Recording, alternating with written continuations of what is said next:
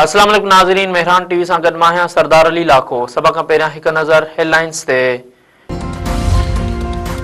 वफ़ाक़ी काबीना 27वीं आईनी तरमीम जी मंज़ूरी ॾेई छॾी। वज़ीर आज़म शहबाज शरीफ़ पारां बाकू मां वीडियो लिंक ज़रिए इजलासी सदारत। 27वीं तरमीम में कमांडर ऑफ डिफेंस सर्विस जो उहिदो मुतहरिक कराइण जो फ़ैसिलो।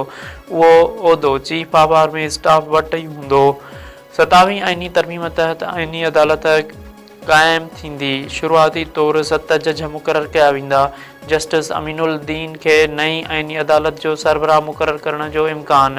हाई कोर्ट जे जजनि जी गॾियल सेनाटी लिस्ट जोड़ी वेंदी। जुडिशल कमीशन खे जजनि जे बदिलनि जो इख़्तियार हूंदो।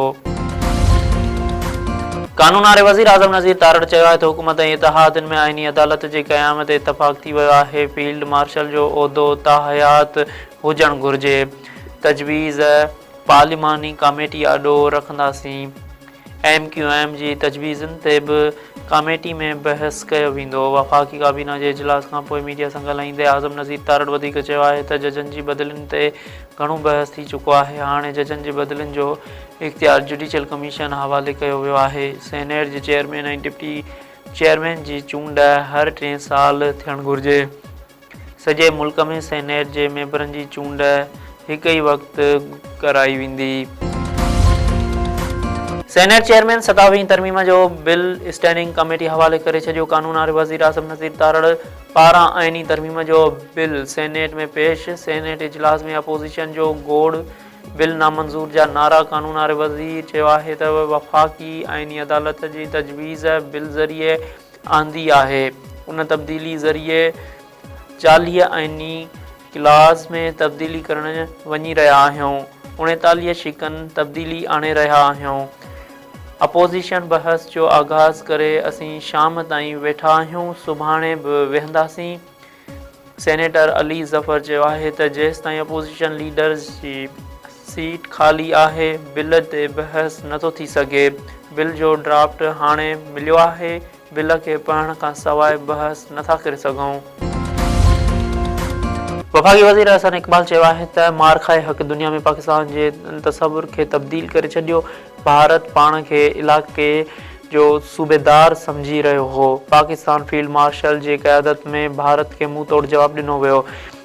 लंडन में पाकिस्तान हाई कमीशन में बिज़नेस कम्यूनिटी खे ख़िताब कंदे अहसन इक़बाल वधीक चयो आहे त लंडन में क़ौमी एयरलाइन जूं उॾामूं बि जल्द शुरू थींदियूं। कैम्ब्रिज यूनिवर्सिटी सां मुआहिदो थियो आहे। जदीद टेक्नोलॉजी पाकिस्तान मुंतक़िल थींदी। पाकिस्तान भारत तरफ़ां ॻुझी एटमी सरगर्मियुनि जा लॻायल इल्ज़ाम रद्द करे छॾिया। परॾेही खाते तर्जुमान जो चवणु आहे त पाकिस्तान 1998 खां पोइ को बि एटमी तजुर्बो नाहे कयो।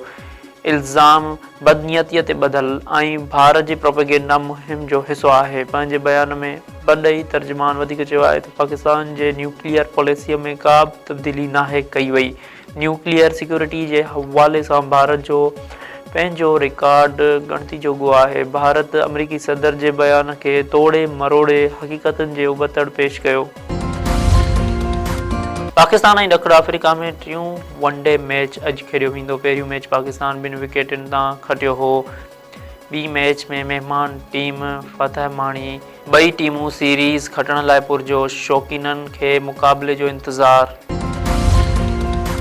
नगर पार्कर वेझो 3 नौजवान दोस्तनि मुबैना तौरु इज्तिमाही आपघात करे छॾियो। डानू डांदल थाणे जी हद में कंडीअ जे वण में नौजवाननि जा फाहो खाधल लाश मिलिया। हथ आयल लाशनि जे डानू डंदल वासी 23 वरियनि जे दंजी पुट प्रताप कोहली, 18 वरियनि जे गौतम पुट शंकर ऐं 16 वरियनि जे जयराम भागचंद कोहली तौरु सुञाणप। 3 नौजवान दोस्तनि पारां इज्तिमाही आपघात जो कारण मालूम न थी सघियो। पुलिस पारां जांच शुरू।